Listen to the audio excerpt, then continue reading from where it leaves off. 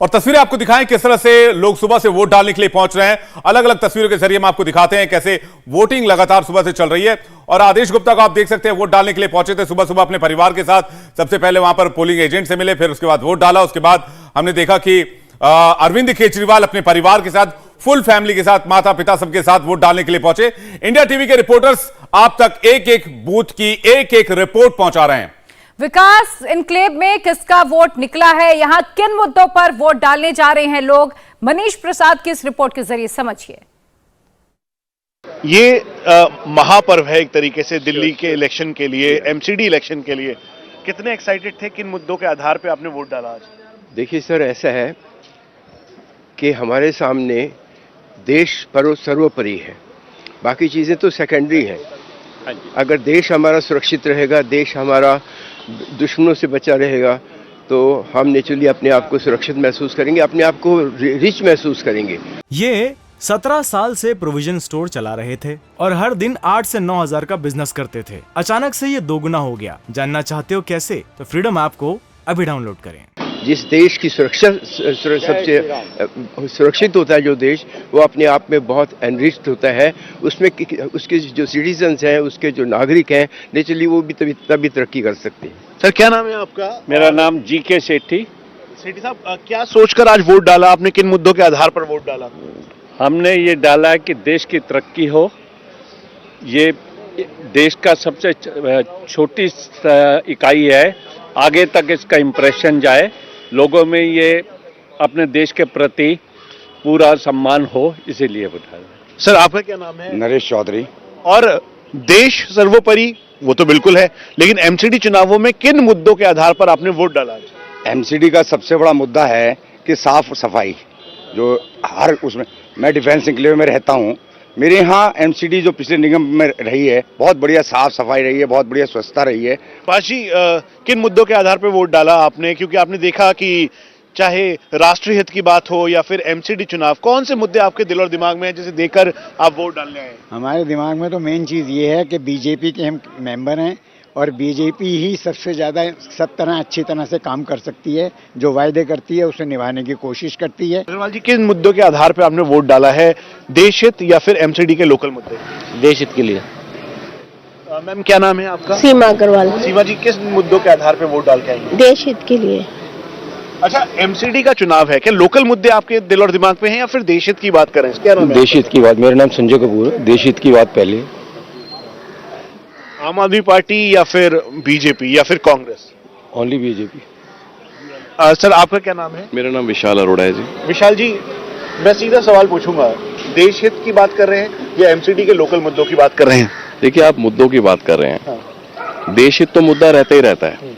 इसके साथ जिस व्यक्ति को आपने यहाँ से टिकट दिया है, जिस पार्टी ने जिस व्यक्ति को टिकट दिया है, वो भी एक बहुत बड़ा मुद्दा होता है। स्थानीय होना चाहिए, क्योंकि एमसीडी जो है वो एक छोटा इलेक्शन है। जो एमसीडी का उम्मीदवार है वो स्थानीय होना चाहिए, उसकी तक हमारी अप्रोच होनी चाहिए। ये बहुत इंपॉर्टेंट चीज है।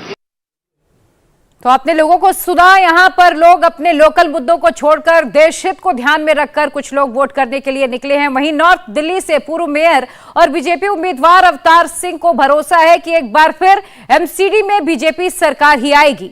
अवतार सिंह ने कहा कि बीजेपी अपने काम के दम पर जीतेगी और किसी भी तरह से बीजेपी को कोई चुनौती नहीं मिल रही है। नॉर्थ दिल्ली से पूर्व मेयर अवतार सिंह हैं हमारे साथ, जो कि यहाँ के कैंडिडेट भी हैं। सर, भारतीय जनता पार्टी के लिए कितनी बड़ी चुनौती ये मानते हैं कि लगातार 15 सालों तक जनता ने आप लोगों को सेवा करने का मौका दिया, अब क्या लग रहा है? हमारे लिए कोई चुनौती नहीं है, क्योंकि भाजपा के जो निगम पार्षद दिल्ली में रहे, उन्होंने केवल और केवल काम किया। हमारा काम ही धर्म है और सेवा ही हमारी पहचान है।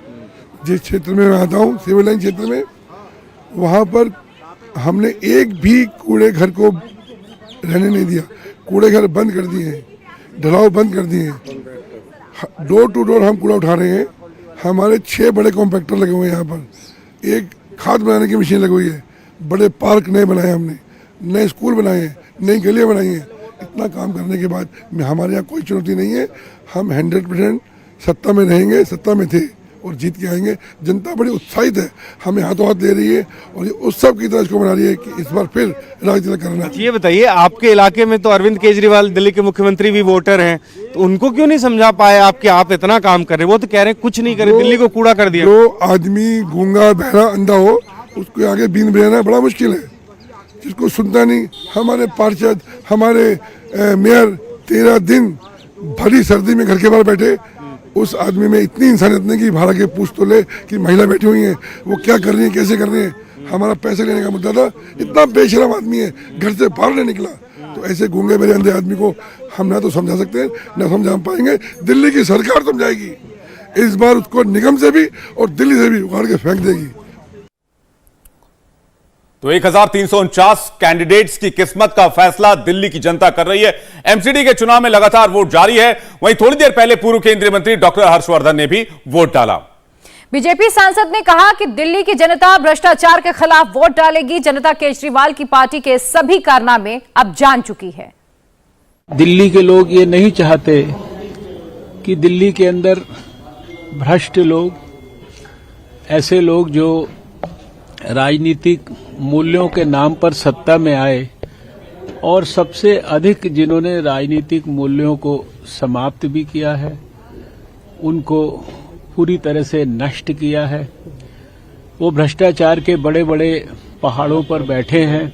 ये 17 साल से प्रोविजन स्टोर चला रहे थे और हर दिन 8 से 9 हजार का बिजनेस करते थे। अचानक से ये दोगुना हो गया। जानना चाहते हो कैसे? तो फ्रीडम ऐप को अभी डाउनलोड करें।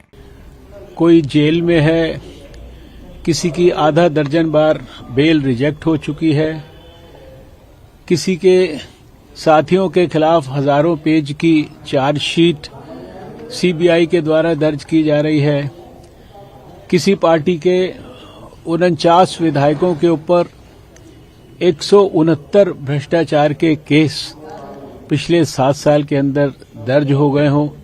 ये सारी बातें दिल्ली की जनता बहुत गहराई और गंभीरता से देख रही है।